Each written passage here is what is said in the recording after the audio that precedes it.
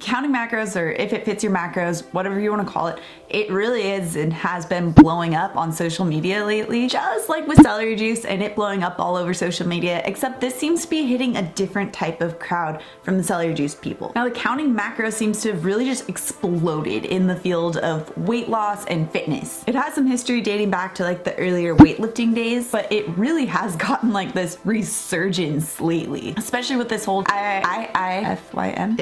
Your macros. IIFYM. Especially with this whole IIFYM dealio. It really does seem like it's kind of awesome, especially when you're scrolling through Instagram and you see all these people who are losing weight and getting shredded and they're having like an Oreo milkshake. So I can see why people are drawn to this, because it does seem awesome to be able to have all of these things and still look like those people who, you know, look like this. But I think deep down we all know that there's something wrong with this. If you don't know who I am, I'm Autumn. I'm a certified clinical nutritionist and I have my master's in nutrition and human performance. I truly believe, and I've seen this happen with my own clients, that you can achieve so much with your food. You can achieve fat loss, you can achieve hormone balance, you can achieve reduced anxiety, you can achieve so much through food. And it's my passion to help you get there as well. Now, first of all, let's back up. What is it? Like, what's counting macros? What's IIFYM?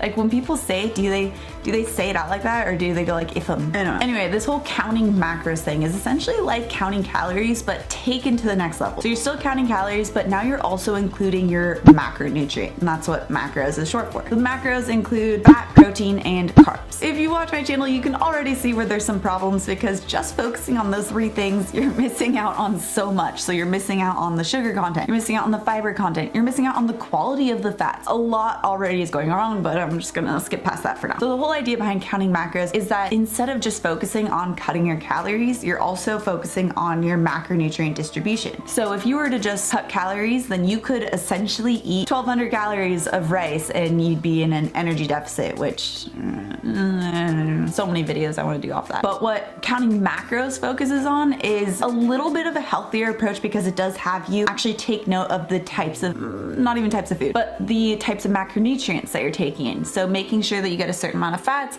certain amount of protein, and a certain amount of carbs. Now, this is a little bit better than just cutting calories, and I have my opinions on that, which I'll do another future video on. In fact, let me know below if you want to talk about cutting calories, but it still misses out on a whole lot. Okay, so I went to the IIFYM website. The first thing you're probably wondering is, does it work? Just like with counting calories, it will help you to lose weight in the short term. That's the key thing to understand. And that's something that a lot of dieters will get into this mentality of, where they go, okay, I don't care about my health right now, I just want to lose weight. Or if I lose weight, then I'll be healthy, and it doesn't matter how I get there. I have 5 main concerns when it comes to counting macros. First one is that counting macros provides you the macros, but it doesn't determine when you should be having those macros or how you should be having them. So in theory, just to give you an example, so for mine, I think it said about 200 something grams of carbohydrates, right? In theory, I could have 90% of those carbohydrates in the morning as my first meal, and I would still be in the IFYM, if it fits your macros. Why is this a problem? You're to have all those carbohydrates in the morning, you're going to have a massive spike and fall in your blood glucose levels, because there's nothing to really help slow that down.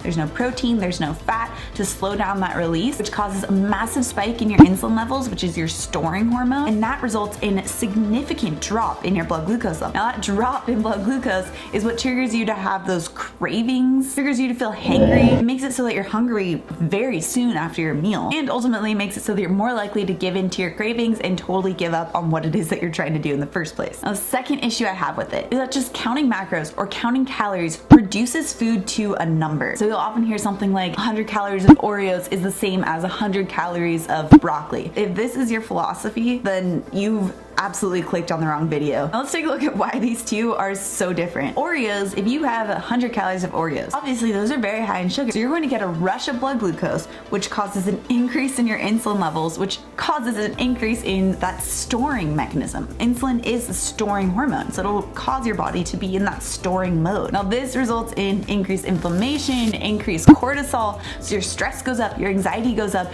and then you just crave more of those Oreos. Now broccoli, on the other hand, really has a lot of fiber, so you're going to get pretty full off of 100 calories worth of broccoli. Plus, since it does have a higher amount of fiber and broccoli actually does have a fair amount of protein in it, it'll slow the release of those sugars into the body, so you don't have a massive spike in blood glucose or insulin. You have more stable blood glucose levels and your hormones are much more balanced. This makes it so you're not going to be as much in that storing mode, and you're not going to be hangry and stressed and anxious either. Okay guys, I'm just editing this right now, and I just wanted to clarify, you can do macro counting in a healthy way. I'm talking about in this video is what I have seen as something that's very common when people do use macro counting.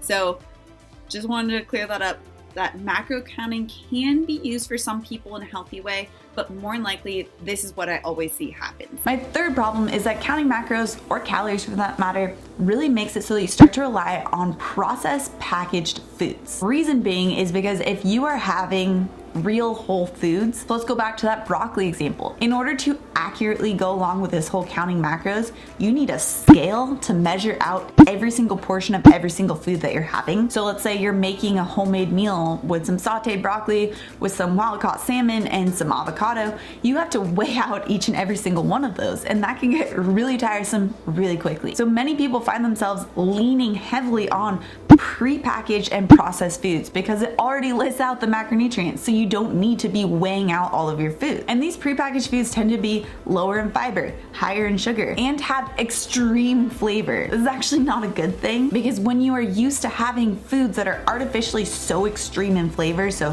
extreme in the salt or the sweetness factor, it makes it so that it's really hard to go back to eating natural foods that actually promote health and promote natural weight loss, because now those foods do not taste good, because they don't have that hyper palatability that the food scientists have created in these prepackaged foods. Now, the fourth problem that I have leading in from the third is that this is not sustainable. So this constant weighing and counting and calculating and checking to make sure that you've hit all of these different factors, I mean, I'm getting tired even just thinking about it. We used to have to do different types of calorie counting and hitting certain macronutrients in school, and we would test these out for multiple days in a row, and it would get so frustrating that I did find myself leaning on getting these prepackaged foods so you could just scan the little package on it and make it so that instantly the macronutrients and calories pop up. So this lifestyle is not sustainable, and that's actually why you'll see a lot of YouTubers or articles where they're like, I quit IIFYM or counting macros or whatever you want to call it, and it's because it is so hard to maintain. It also makes it so that it's really hard to actually go out and enjoy time spent with your friends and family. So going out to eat is essentially eliminated because you have no idea, you didn't weigh those foods, you have no idea what it is that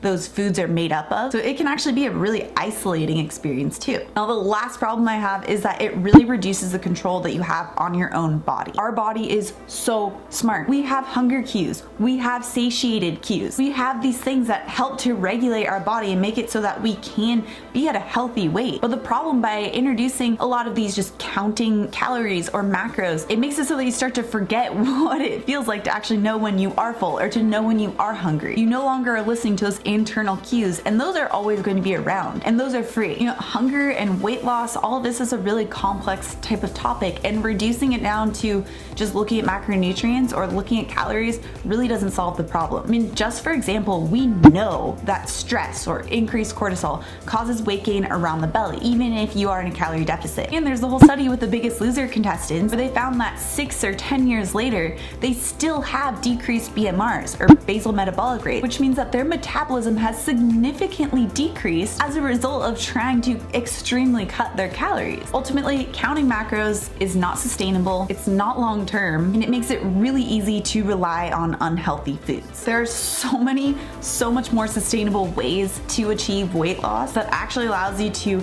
enjoy the foods that you like, eat intuitively, and listen to your own hunger cues without having to enter everything into a calculator or weigh everything. In fact, I go over those in this video, so make sure you check that out if you are interested in weight loss. And if you like this video and you like to continue learning how to improve your body, improve your performance, make sure that you subscribe to my channel right here. Come out with new videos every Tuesday and Thursday. Okay guys, I'll see you in the next video. Bye.